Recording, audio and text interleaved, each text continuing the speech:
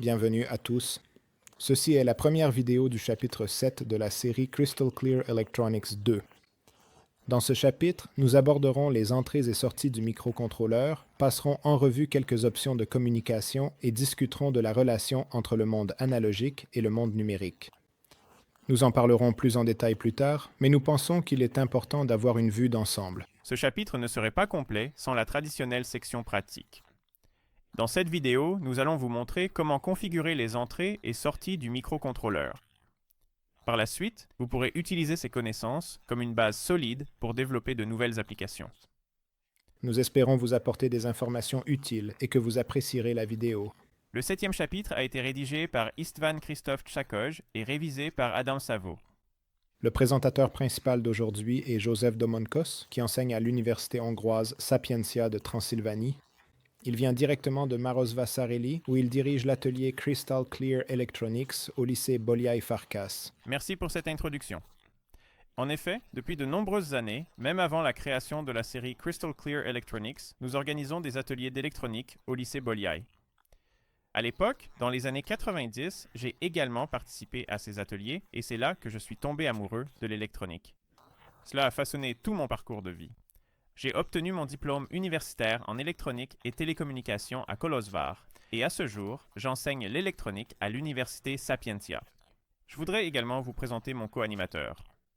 Il s'appelle Daniel Pivko. Danny, pourrais-tu partager quelques informations importantes à ton sujet? Je ne veux pas faire une introduction trop longue, car nous nous sommes déjà rencontrés dans plusieurs vidéos, y compris la précédente, le chapitre 6. Je poursuis actuellement mon master à l'Université de technologie et d'économie de Budapest. Ne perdons pas plus de temps et plongeons dans le chapitre.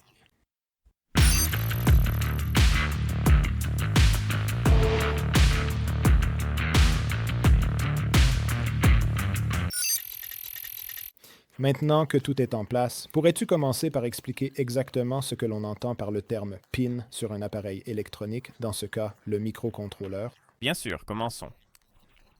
Les broches d'un microcontrôleur sont les points où l'intérieur de l'appareil peut entrer en contact avec l'extérieur. Depuis l'intérieur du contrôleur, nous pouvons accéder aux signaux dont nous avons besoin grâce à des sorties métalliques, également appelées broches. Ces sorties ont une double fonction. D'une part, elles servent à établir la connexion électrique. D'autre part, elles assurent le maintien physique de la puce car les broches sont soudées sur la carte de circuit imprimée. De nos jours, le même contrôleur est disponible dans plusieurs boîtiers différents et différents fabricants utilisent des broches différentes selon le boîtier. Sans être exhaustif, voici les solutions les plus couramment utilisées. Commençons par le DIP, ou boîtier double en ligne. Dans ce type de boîtier, les sorties sont placées sur deux côtés, généralement les plus longs de l'appareil. C'est la solution la plus courante pour les applications à montage traversant. Si vous vous souvenez, le microcontrôleur Atmega utilisé dans Crystal Clear Electronics 1 avait ce type de boîtier. Le suivant est le QFP, ou boîtier plat à quatre côtés. Dans ce cas, les sorties sont placées sur les quatre côtés de l'appareil. C'est couramment utilisé dans les applications à montage en surface. Comparé au boîtier DIP, les broches sont beaucoup plus rapprochées les unes des autres. Sur la figure suivante, vous pouvez voir le QFN, ou boîtier plat sans broche. Ce boîtier est similaire au QFP, sauf qu'au lieu de broches, les bords et le dessous du boîtier comportent des pastilles. Et enfin, le BGA, qui signifie Broad Grid Array, matrice à large grille. Dans ce cas, le dessous du composant présente une grille rectangulaire de petites pastilles qui sont pré-étamées par le fabricant. Le nom du boîtier vient de ces billes d'étain. Sur cette figure, vous pouvez voir la vue du dessus et du dessous du boîtier. De nos jours, un microcontrôleur plus puissant, capable d'effectuer de nombreuses fonctions, peut se connecter à l'extérieur grâce à de nombreuses broches. À première vue, il n'est pas facile de déterminer exactement quelle broche remplit quelle fonction. Dans la suite, je vais décrire les types de pattes et leur conception physique en utilisant le microcontrôleur STM32F446 de ST Microelectronics. Nous utiliserons également ce composant dans les chapitres suivants. Notre microcontrôleur STM32F446 est conçu avec un boîtier LQFP144, ce qui signifie Low Profile Quad Flat Package, où 144 représente le nombre de pattes. il y a 36 pattes de chaque côté du composant, ce qui nous donne 4 fois 36, soit un total de 144 broches. Parmi les broches essentielles au fonctionnement, les broches d'alimentation sont les plus couramment utilisées. Elles peuvent être divisées en deux catégories. Le premier groupe comprend les suivantes: VSS, VSSA, VEE, GND et AGND. Ces pattes sont généralement reliées au potentiel de masse du circuit. Le rôle du potentiel de masse dans le circuit est de fixer tous les autres niveaux de tension par rapport à lui, de sorte que ce niveau puisse être considéré comme zéro. Le second groupe comprend les broches VDD, VDDA, VBAT, VCC et 20. Une tension d'alimentation correspondant à la plage spécifiée dans la fiche technique du composant est connectée à ces broches. Les pattes VRF+ et ARF du contrôleur peuvent être reliées à la tension de référence. Cette tension peut être générée de plusieurs façons, en connectant la tension d'alimentation, en conditionnant la tension d'alimentation ou par une unité dédiée. Le microcontrôleur utilise ces tensions comme référence pour le convertisseur analogique numérique, l'ADC, et la périphérie du convertisseur numérique analogique, le DAC.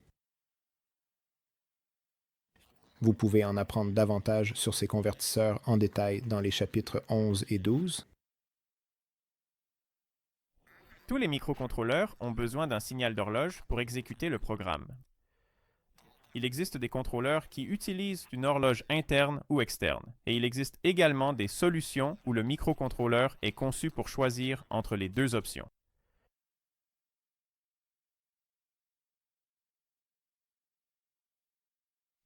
Si le contrôleur dispose de broches dédiées pour l'horloge externe, vous pouvez connecter l'oscillateur à quartz ou une autre source d'horloge externe afin de fournir le signal d'horloge essentiel au fonctionnement du microcontrôleur.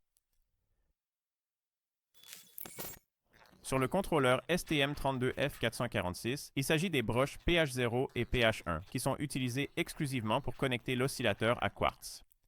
Si nous utilisons une source d'horloge externe, nous devons la connecter à la broche PH0. Il en va de même pour la carte Nucleo. Le signal de 8 MHz généré par le ST-Link est connecté à cette broche. La broche de réinitialisation est utilisée pour réinitialiser le contrôleur sans couper l'alimentation électrique. En général, il est nécessaire de connecter un signal logique de niveau bas d'une certaine durée pour réinitialiser le contrôleur. Sur notre carte de développement, cette broche est reliée à un bouton poussoir afin de permettre à l'utilisateur de redémarrer facilement le programme en cours d'exécution. Si vous possédez déjà un microcontrôleur et que vous souhaitez contrôler quelque chose, vous devez charger le programme dans sa mémoire. Dans ce chapitre, nous le faisons à l'aide de l'interface SWD ou Serial Wire Debug. Nous utilisons des broches dédiées pour cela. La broche P14 est désignée comme SISJ-TCK-SWCLK. C'est le signal d'horloge. La broche PA13 est CS-JTMS-16WDIO. C'est la broche d'entrée et de sortie des données. Et enfin, PB03 est S6JTD-SWO, un signal optionnel par lequel le microcontrôleur peut envoyer des données pendant le débogage. Les broches d'entrée et de sortie à usage général d'un microcontrôleur sont très couramment utilisées et essentielles. Ces broches sont étiquetées GPIO, signifiant General Purpose Input-Output, entrée-sortie à usage général. Ces broches peuvent être configurées comme des entrées et sorties logiques qui peuvent être définies et lues depuis notre programme, ainsi que pour des fonctions spéciales, par exemple des entrées et sorties analogiques, des interfaces de communication ou des minuteries, pour n'en citer que quelques-unes. Les pattes du contrôleur sont organisées en groupes appelés ports. Sur notre microcontrôleur, ceux-ci vont de PA à PG, où le P signifie port. Chacun de ces ports possède un registre qui lui est associé, de sorte qu'en programmation, la patte peut être référencée par le bit correspondant du registre du port. Certaines pattes GPIO peuvent être configurées pour générer une interruption dans le contrôleur en cas de front montant ou descendant ou de niveau logique bas ou haut lors de divers événements. Ce sont les pattes d'interruption matérielles. Vous pouvez en savoir plus sur les interruptions de programme dans le chapitre sur les événements immédiats et les interruptions logicielles de Crystal Clear Electronics.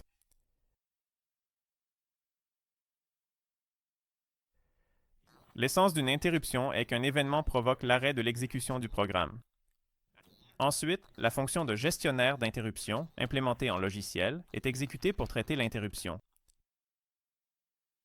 Le contrôleur reprend alors l'exécution du programme interrompu à l'endroit où l'interruption s'est produite.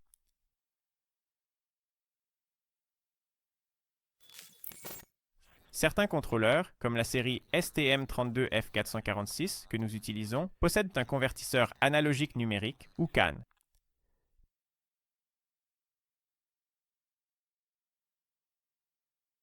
Cela vous permet de mesurer avec précision des signaux de tension qui ne se limitent pas à deux états logiques, bas et haut, mais qui peuvent également prendre n'importe quelle valeur de tension dans une plage donnée. Si vous souhaitez mesurer un autre type de signal, comme la pression ou la température, vous devez d'abord le convertir en une tension à l'aide d'un circuit externe que vous pourrez ensuite mesurer avec le CAN. Sur le côté gauche de ce schéma, il y a un signal de tension analogique continu à l'entrée du CAN. La sortie du CAN, en revanche, est une séquence de nombres binaires. Nous aborderons ce périphérique plus en détail dans le chapitre 11, où nous le présenterons également à l'aide d'un programme d'exemple. Comme pour les CAN, l'utilisation de convertisseurs numériques analogiques, ou CNA, est également courante. Sur une broche donnée, un signal de tension de sortie peut être généré, pouvant comporter un certain nombre de niveaux de signal différents, jusqu'à 256, 1024, 4096, voire plus. Le schéma montre que si l'on introduit des échantillons au format binaire dans le CNA, après filtrage, on peut obtenir un signal analogique continu en sortie. Les périphériques CAN et CNA seront abordés plus en détail dans les chapitres ultérieurs du programme, par exemple au chapitre 12. Avec le support matériel, et donc une grande précision, certaines sorties peuvent être utilisées pour générer une onde carrée avec une période et un rapport cyclique réglable, également appelé largeur d'impulsion. Le signal de modulation de largeur d'impulsion, ou signal PWM, est souvent utilisé pour contrôler divers processus, en particulier dans les moteurs électriques.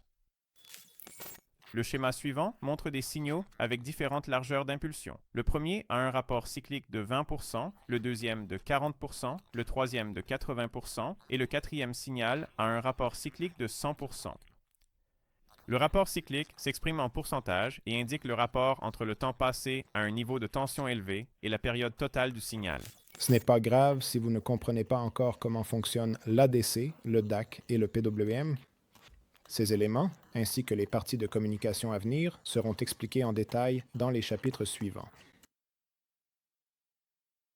Ensuite, je vais passer en revue quelques options de communication en couvrant seulement quelques exemples plutôt qu'une liste complète.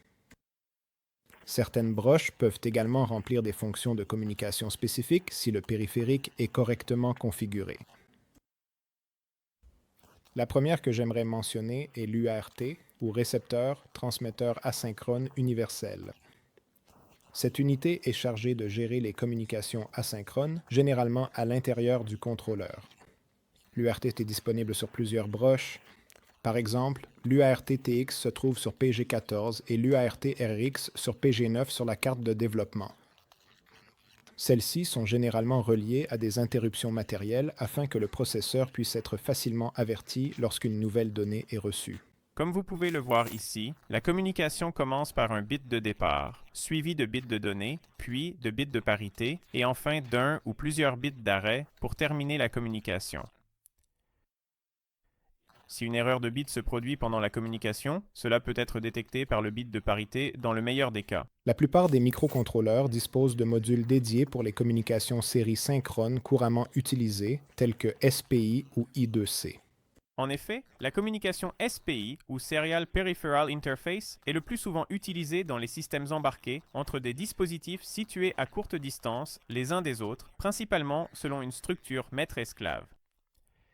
Il s'agit d'une connexion subordonnée où les dispositifs peuvent avoir deux rôles, maître et esclave. Comme vous pouvez le voir sur le schéma, plusieurs esclaves peuvent être connectés à un maître qui contrôle le timing et la direction du flux de données. Toute la communication sur le SPI est contrôlée par le maître. Il y a un fil dédié pour l'envoi et la réception des données.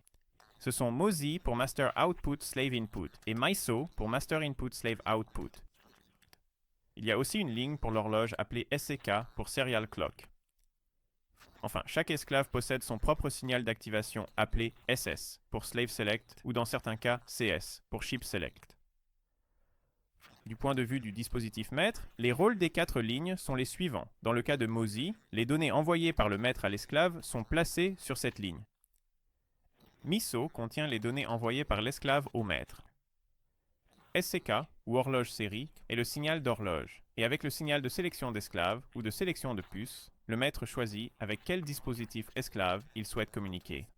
Lorsqu'on gère plusieurs dispositifs esclaves, plusieurs signaux de sélection d'esclaves ou de sélection de puces sont nécessaires, comme illustré sur le schéma. Le deuxième module utilisé pour la communication synchrone est l'I2C. L'I2C, parfois aussi appelé IIC, dont les initiales viennent de Inter-Integrated Circuit, est une méthode de communication qui permet la création d'une structure multimètre, multi-esclave. Elle est généralement utilisée pour des communications à faible vitesse et sur de courtes distances entre des systèmes embarqués. Dans tous les cas, un maître initie le transfert de données, mais ici, seules 2 lignes sont utilisées pour la communication. Comme vous pouvez le voir sur le schéma, sur un fil, le maître fournit le signal d'horloge et sur l'autre, les données entrantes et sortantes circulent. C'est la ligne SDA ou données série.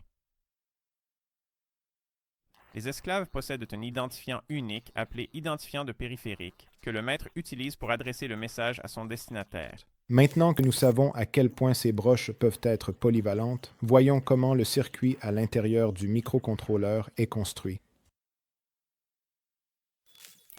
En avançant de l'extérieur vers l'intérieur du contrôleur, en partant du bord droit de l'image, juste après la broche de S, les diodes de protection sont situées à l'intérieur du contrôleur.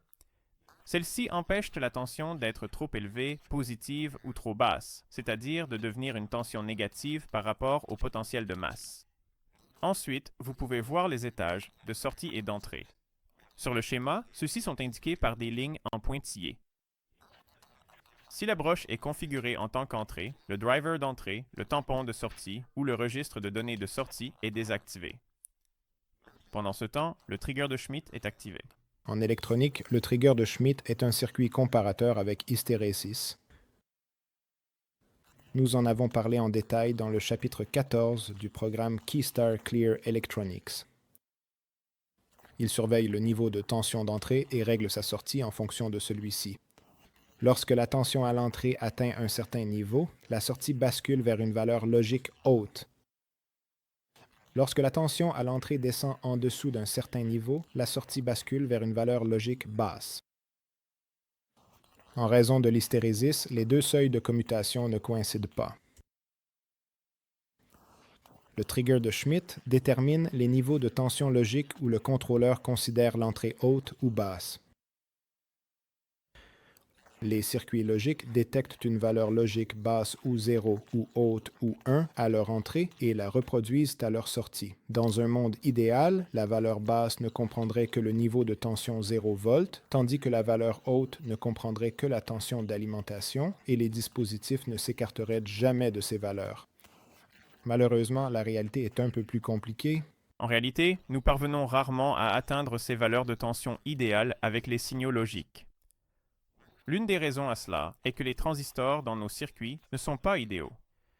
Ils ne sont pas capables de commuter complètement vers l'alimentation ou la masse. Pour éliminer le problème de dispersion des niveaux de tension, la correspondance des plages de tension d'entrée et de sortie avec les niveaux logiques a été conçue. Côté entrée, une plage de tension de 0 à 0,8 volts a été attribuée au niveau bas, 0, et de 2 à 5 volts au niveau haut, 1.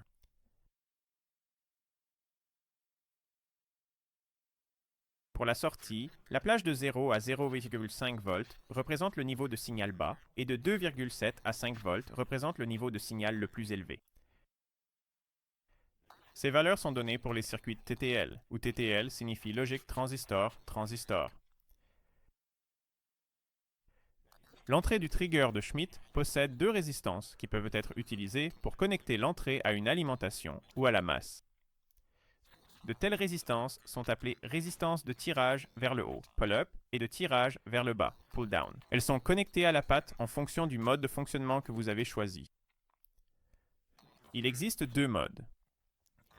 Dans le cas du mode pull-up, la résistance supérieure est connectée entre la tension d'alimentation et la broche.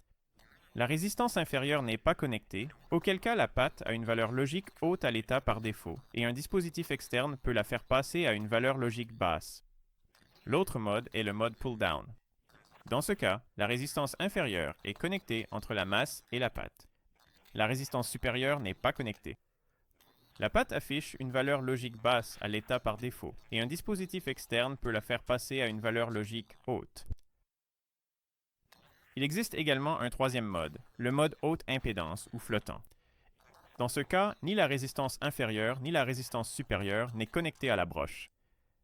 À l'état par défaut, l'entrée a une valeur indéfinie et est laissée flottante. Dans ce cas, le dispositif externe doit être capable de produire indépendamment les valeurs logiques basses et hautes pour fonctionner comme prévu. Les résistances de pull-up et de pull-down empêchent les entrées de flotter et d'entraîner des commutations accidentelles. Lorsque la patte est configurée en sortie, elle pourra générer une valeur logique basse ou haute. Si l'application le justifie, des résistances de pull-up et de pull-down peuvent également être utilisées ici. Ensuite, nous allons passer en revue les modes de sortie. Le premier est le mode push-pull. En général, il s'agit de la configuration par défaut. La patte GPIO peut agir à la fois comme un push et un pull.